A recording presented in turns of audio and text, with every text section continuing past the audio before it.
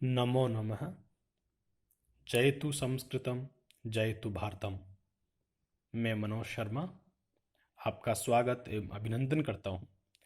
आज हम संख्या पढ़ेंगे अर्थात गिनती पढ़ेंगे संस्कृत में।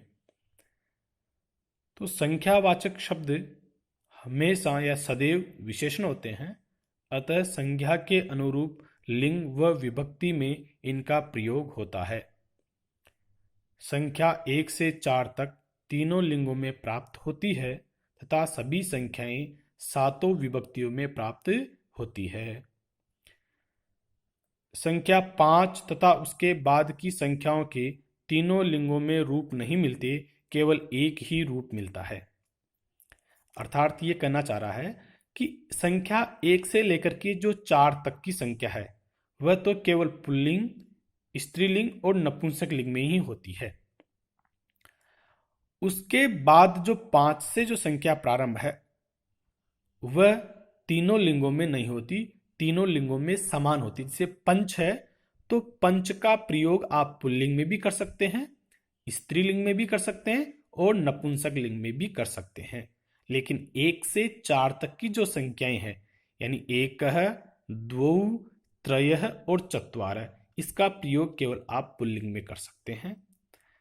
एका, द्वे, तिस्रः, चतस्रः, इनका प्रयोग आप केवल स्त्रीलिंग में कर सकते हैं। और एकम, द्वे, त्रीणि और चत्वारि, इनका प्रयोग आप केवल नपुंसक लिंग में कर सकते हैं। बाकी 5 से लेकर आगे की जितनी भी संख्याएं हैं उन सब का प्रयोग आप तीनों लिंगों में कर सकते हैं।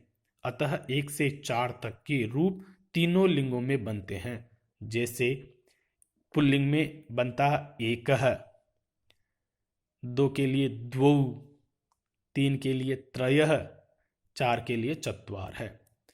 ऐसे स्त्रीलिंग में एका, द्वे, तिस्रः, चतस्रः।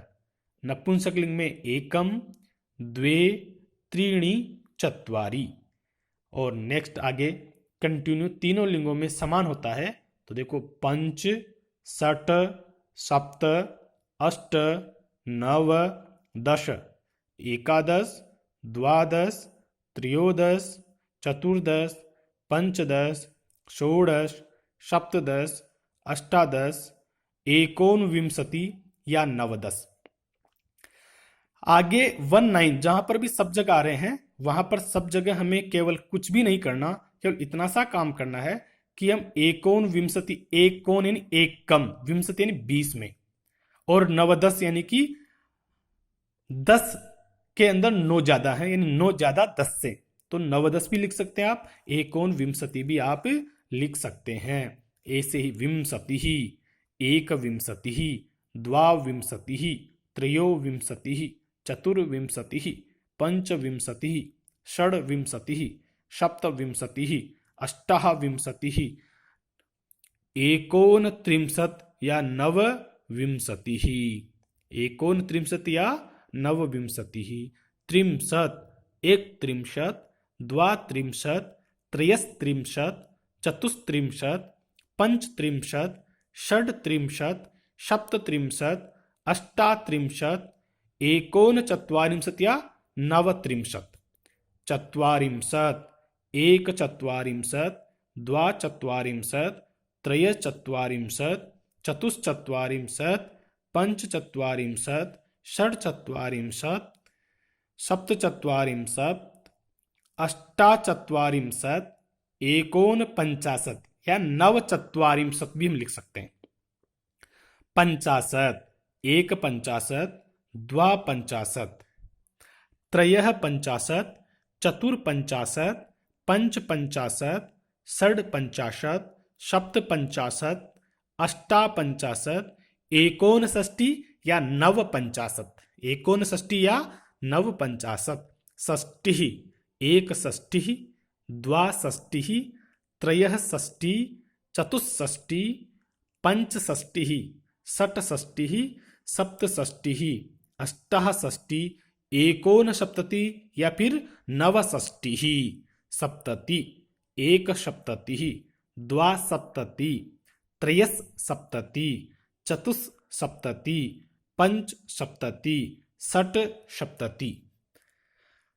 सप्तसप्तति, अष्टासप्तति, एकोनाशीति या नवसप्तति, अशीतिः, एकाशीतिः, द्वयशीतिः, त्रयशीतिः, चतुरशीति, पंचाशीति, षडशीति, सप्ताशीति, अष्टाशीति, एकोननवतिः। एकोननवति या नव अशीति भी कैसे, नवाशीति भी हम लिख सकते हैं। नवतिः, एकनवतिः, द्वानवतिः, त्रयोनवतिः, चतुर्नवतिः, पंचनवतिः, षण्णवति, सप्तनवति, अष्टानवति, एकोनशतम और शतम। यानी कि 1 से 100 तक की इस काउंटिंग के अंदर आप इसका प्रयोग इस तरह से कर सकते हैं।